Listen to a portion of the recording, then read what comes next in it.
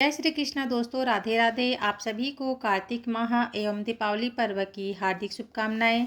कार्तिक महात्म्य के 25वां अध्याय को हम पूर्ण कर चुके हैं, जिसमें हमने पढ़ा जाना कि ब्राह्मण के आधे पुण्य जब कलहा को प्राप्त होता है तो वहाँ से उसके सभी पाप नष्ट हो जाते हैं और एक दिव्य रथ आकाश से उतरता है और कलहा को अपने पास ले लेता है।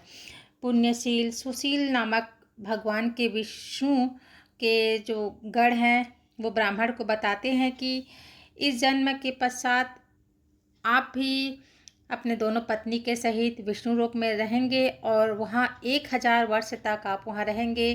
जब आपके सभी पुण्य क्षीण हो जाएंगे, समाप्त हो जाएंगे, उसके बाद आप सूर्यवंश के राजा दशरथ और आपकी दोनों स्त्रियां रानियां बनेंगी, दोनों रानियां बनेंगी। और साथ में ये जो कलहा जिसे आपने आधा पुण्य दिया है वो आपकी तीसरी रानी बनेगी। इस प्रकार उनके भगवान विष्णु के गढ़ उन्हें बताते हैं और अपने दिव्य रथ को ऊपर आकाश में ले जाते हैं।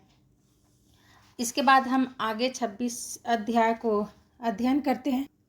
देवगणों के ऐसे वचन सुनकर धर्मदत्त ने कहा, सब मनुष्य भगवान विष्णु की प्रसन्नता के लिए विविध विधिवत आराधना, यज्ञ, दान, व्रत, तीर्थ तथा जप आदि करते हैं, किंतु ऐसा कोई सरल उपाय बताओ जिसके करने से इन सब का फल प्राप्त हो। तब गणों ने कहा, हे द्विश्रेष्ठ, आपका प्रश्न बड़ा श्रेष्ठ है। हम आपको भगवान विष्णु को शीघ्र प्रसन्न करने का उपाय बताते हैं।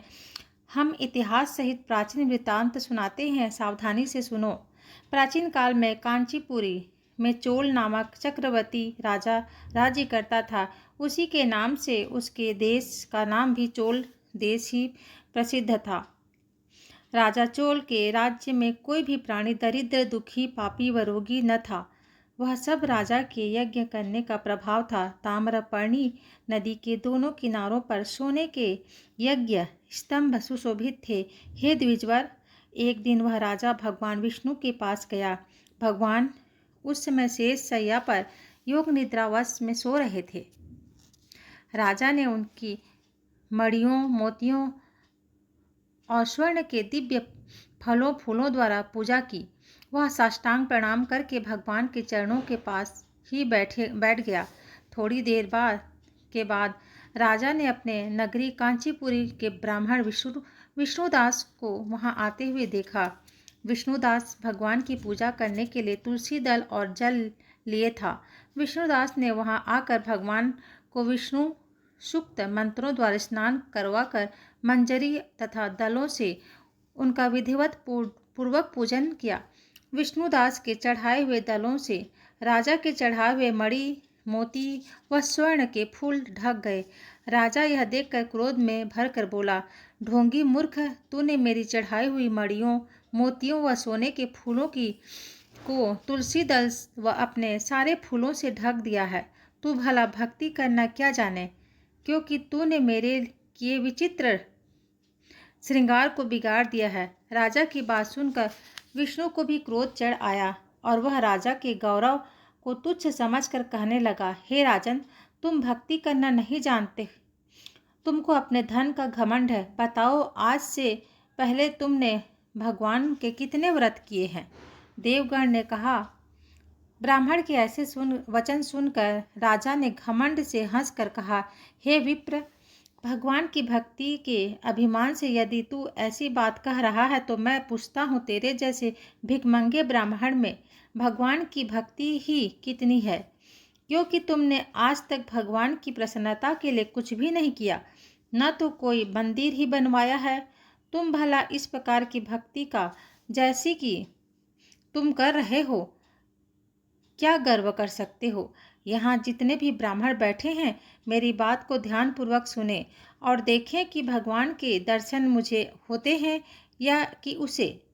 इसके बाद दोनों की भक्ति के संबंध में आप लोग जान लेंगे। देवगणों ने कहा कि ऐसा कहकर राजा अपने महल में चला गया और वहां जाकर उसने अपने पुरोहित मदगल को आचार्य बनाकर विष्णु यज्ञ आरंभ किया।